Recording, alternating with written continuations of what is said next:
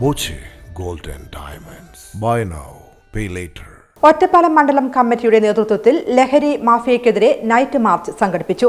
ഒറ്റപ്പാലം ടൗണിൽ നടത്തിയ night March BJP സംസ്ഥാന ജനറൽ സെക്രട്ടറി സി കൃഷ്ണകുമാർ ഉദ്ഘാടനം ചെയ്തു.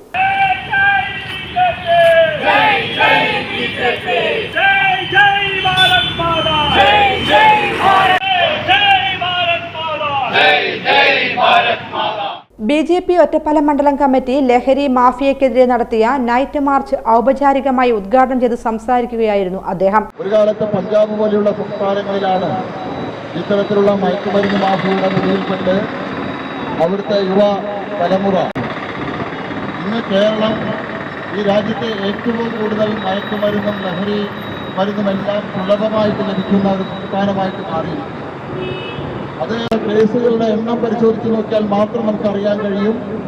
കേരളത്തിലെ ഭീകരമായിട്ട് പിടിമുറുക്കിയിട്ടുള്ള ലഹരി മയക്കുമരുന്ന് മാഫിയയുടെ സ്വാധീനത്തെ സംബന്ധിച്ച് 2008 കേവലം 500-ൽ താഴെ മാത്രം ഇത്തരത്തിലുള്ള കേസുകളുണ്ടായിരുന്ന കേരളത്തിൽ ഒറ്റപ്പാലം ടൗണിൽ നടന്ന പരിപാടിയിൽ ഒറ്റപ്പാലം മണ്ഡലം പ്രസിഡന്റ് സുരേഷ് ചീരാത്തൊടി അധ്യക്ഷത വഹിച്ചു. ജില്ലാ പ്രസിഡന്റ് പി വേണുഗോപാൽ, മേഖലാ secretary T Sankarankutty, P Sathyabhama, Sini, Manoj എന്നിവർ സംസാരിച്ചു. മണ്ഡലം നേതാക്കളായ A Swaroop, K P Krishnakumar, K Balakumar, M K Rajasekharan എന്നിവർ നേതൃത്വം നൽകി.